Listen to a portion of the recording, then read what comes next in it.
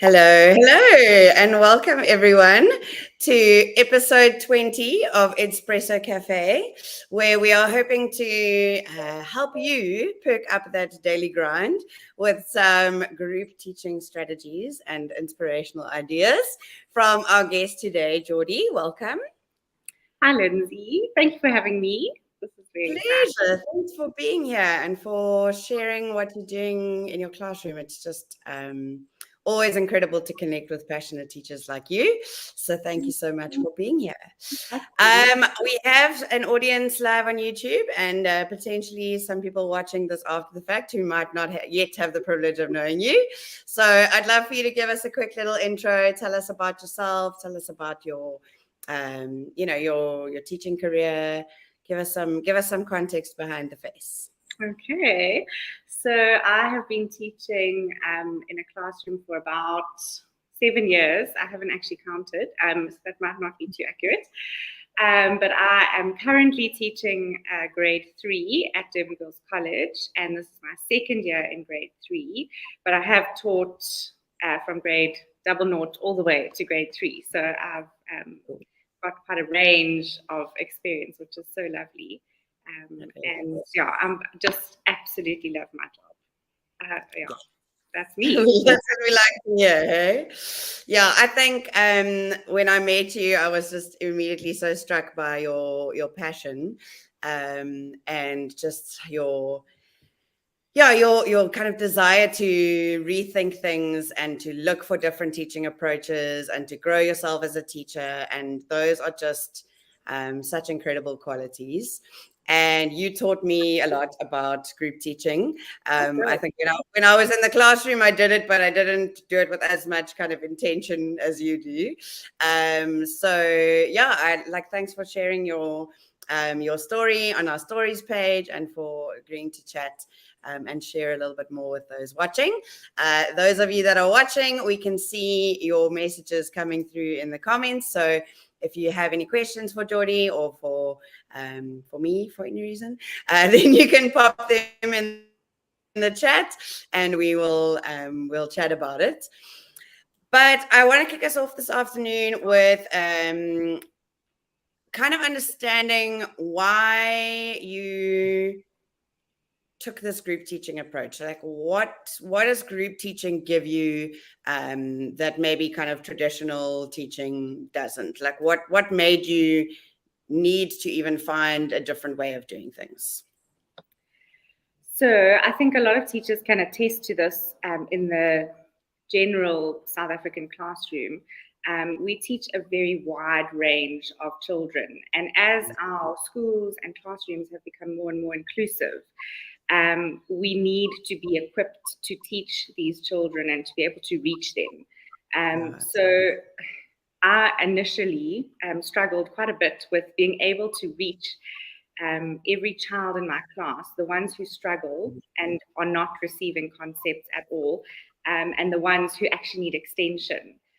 So group teaching for me was the easiest way to reach every child on their level in a small group setting while they are still doing and participating in every activity that I am providing, but they are leaving with knowing and feeling like they've accomplished one thing in the lesson, whether the lesson be 1 hour long or a whole day long, whether they learn via auditory processing or visual or movement, whatever their strength is, at least I've reached them somehow.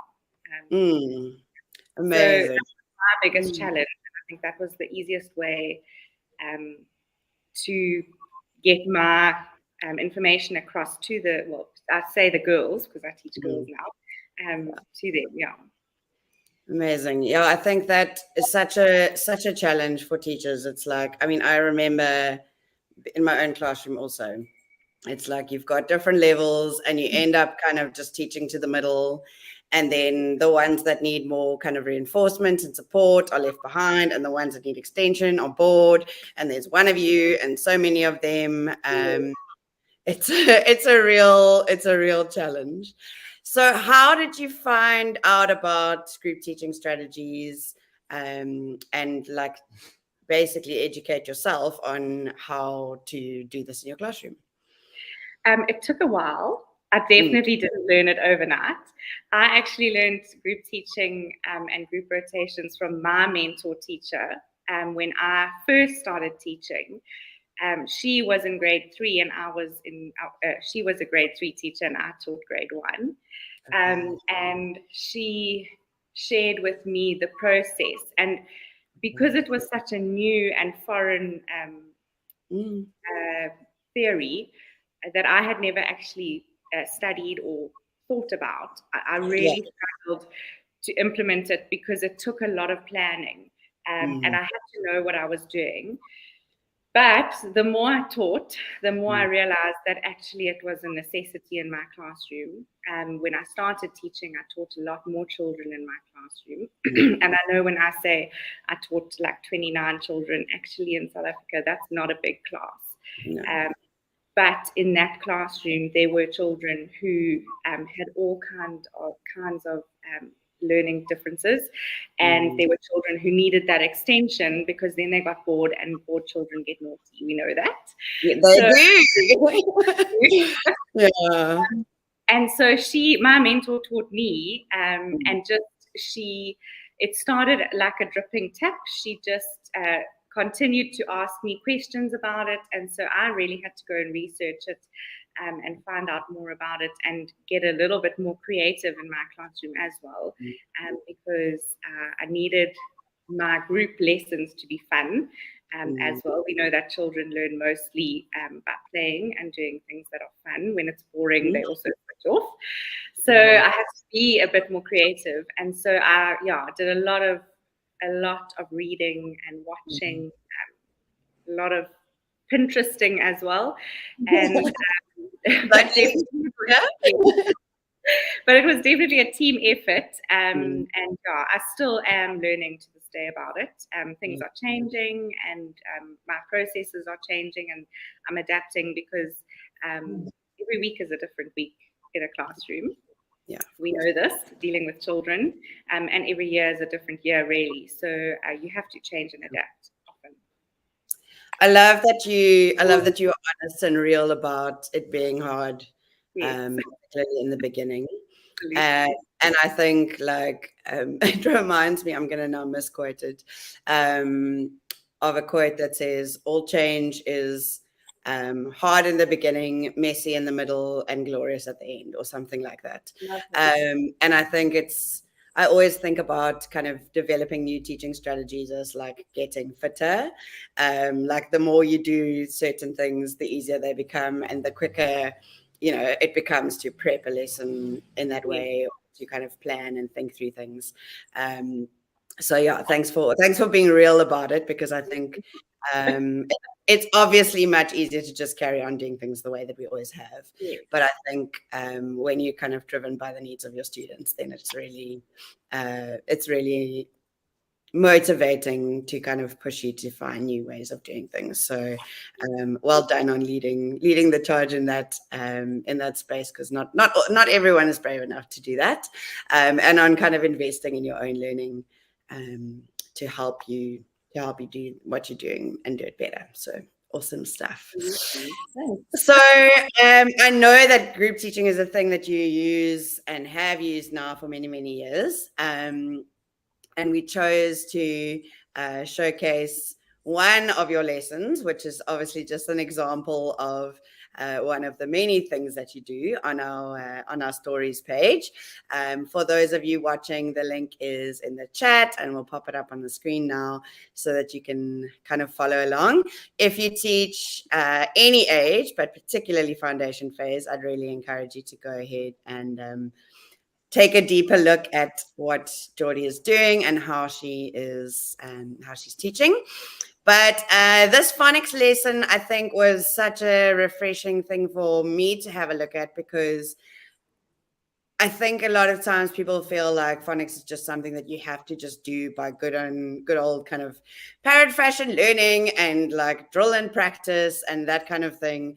But I'd love for you to chat us through the kind of phonics lesson that we've showcased here, and tell us a bit about your thinking around the activities and how you've set it up, and how your girls experience it. Okay, so this was a grade 1 phonics lesson, and just to give a basic overview of what group teaching is, what it is not is splitting your class into groups and allowing them to continue with an activity for the duration of a lesson. I just needed to say that, Lindsay, because I think a lot of people misconceive what group rotations and teaching is. So in a group teaching lesson, you would start with a normal introduction with your whole class, or it could be your whole grade even. It doesn't have to be just in your class. And then you split your class into 3 groups. So working through the phonics lesson, I split my children into ability groups, because phonics is quite tricky. It's quite a fundamental thing. And I needed to see in small groups if the children were learning what I had put out there. So I stayed with one group, and the 2 other groups sort of worked semi-independently, but they were in the classroom, so I could actually keep an eye on them and see what was going on. In this group rotation lesson, I didn't have an assistant or an intern to help me. A lot of schools do have that. Use them to your benefit if you do.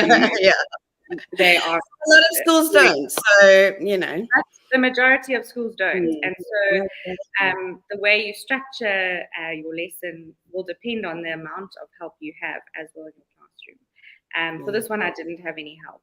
So I set up 3 stations after doing my introduction and split the children into the 3 groups. One started doing a tree map. I love maps. They are thinking maps are a phenomenal way to consolidate and revise learning. Absolutely. So we did a tree map for the sh and ch sounds, and we called them the Hut Brothers because they've all got a hut in them. And these children took words that we had learned during the week and categorized them into 3 different branches of the tree.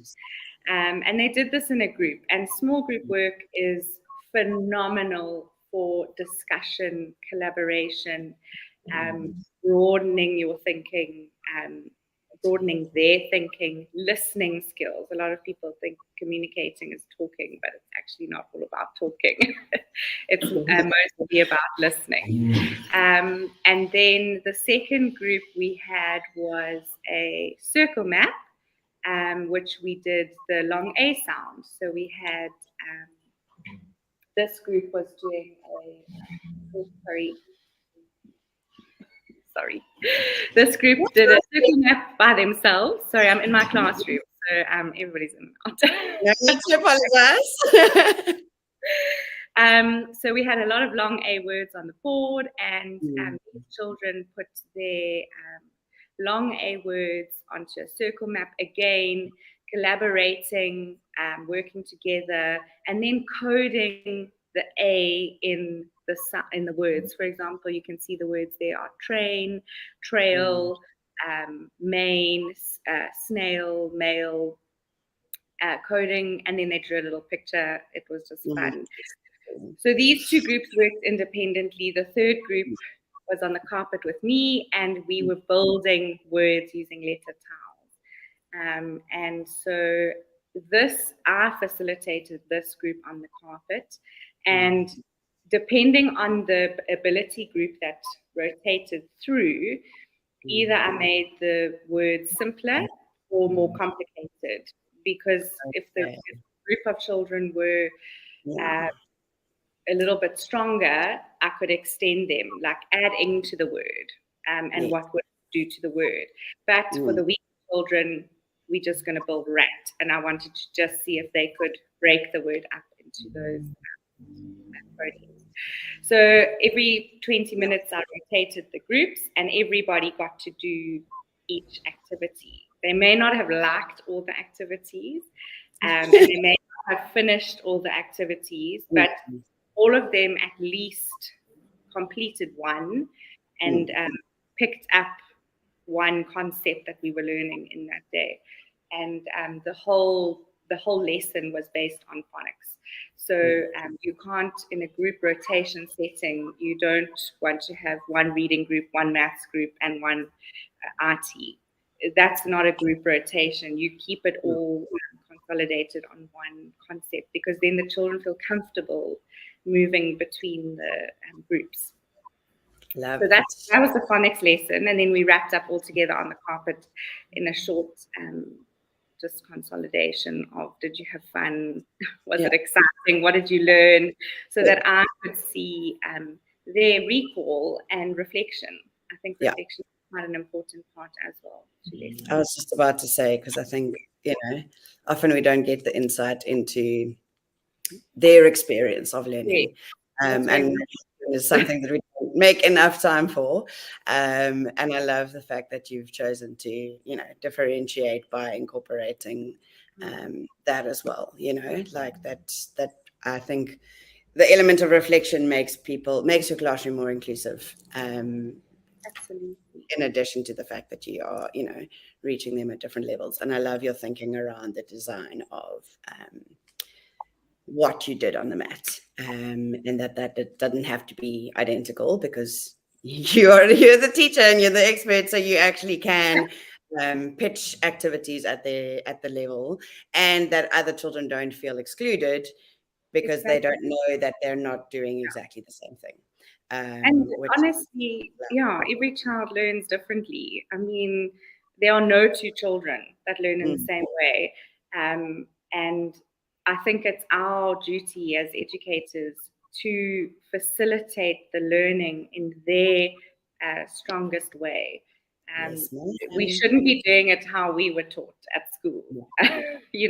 Although we all fun and we all made it, I think children of today are so different. And I think that the whole teaching sphere has changed. And so it is our duty to be more facilitators than dictators of information. Agreed, 100%.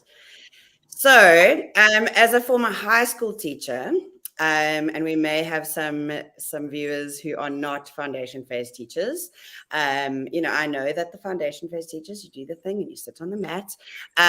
But do you think that group teaching is a strategy that can be used with older children? And if so, kind of what guidance or ideas would you give for group teaching in general as a kind of a strategy, but specifically how could teachers of older students use the strategy? Absolutely, it can be used across every phase. It's more a methodology than a phase specific concept that is taught. Actually, when I spoke at a conference a couple of months ago, a matric physics teacher approached me. She'd listened to my talk, and she came to me and said, I love this concept, but I teach matric physics. Where do I even start? And she even challenged me a bit, because I didn't do physics in matric. So I just asked her, what is your... I said to her, what is your topic that you're working on now? And she rattled off some really long, complicated word that I cannot recall. And I said to her, okay, well, let's simplify it. If you were teaching electricity, for example, in matric high school, it's actually quite nice. Instead of doing a group rotation within an hour, 20 minutes at each station, for example, she could do it, break a class up into 3 groups, as I would do, depending on her class size. It could even be 2 groups, and she could do her rotations throughout a week. So she could do what everybody does a lesson, an activity, each lesson she has with the class throughout the week. So her students are still doing all the activities, but they are not doing it all on one day. And they will be able to collaborate a lot easily better because they matric for her in her instance. And then another teacher asked me, she was head of grade 9 maths, and she said the school she worked at wasn't pro streaming children into classes, and that is a hot topic, very much between teachers. But this way of streaming children in the class and then rotating and differentiating, which is such a nice way to differentiate, so that again your learners are not feeling left out or bored. They are being reached. So absolutely, it does just take a little bit of time to prepare your groups and what you're doing. But in high school, in fact, it could work so nicely because then you can ask the groups to then teach what they've researched or spoken about and collaborated, and rotate, and then the next group might reflect something different. And I mean, I just remember from high school, I learned so much through discussion and listening to what my friends had learned and said and done, rather than just in a lecture style classroom setting. So absolutely, this can be done across the board. You just have to apply it to what you are teaching and doing. Okay, so I want to know what, obviously you've got experience in this, right? So the way I kind of see it is there's a little bit of like a mental checklist that you're going through when you are creating the activities or conceptualizing the activities or planning them. What are some of the things that you think through to know that an activity is going to work well in a group teaching context? So I'll first look at what am I teaching? Yeah. Is it a theme? Like we've just taught the Titanic, or is it a concept like short division? I'm just using what we're doing in grade 3 at the moment. Exactly.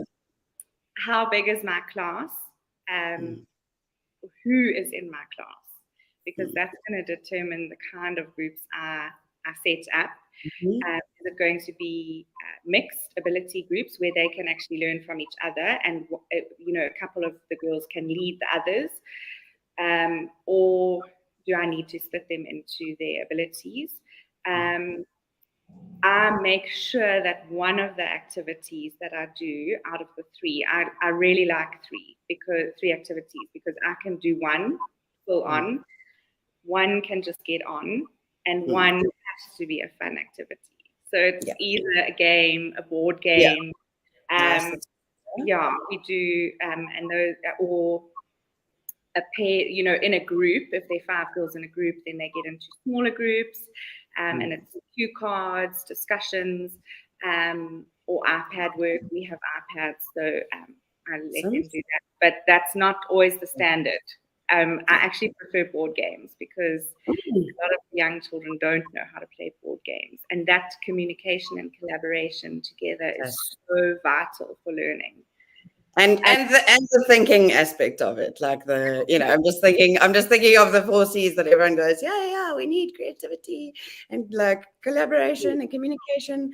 But I think what you're describing is thinking about, like, maybe not consciously even, but like, where can I give my students opportunity to develop those skills? Like, where can they learn to collaborate, and like, where can they be fun and creative and explore, and where are they, where can the critical thinking happen? And maybe that's how, like, that would be kind of, I think I would look at, okay, which of these activities most needs my intervention, kind of questions would go through my mind, I think.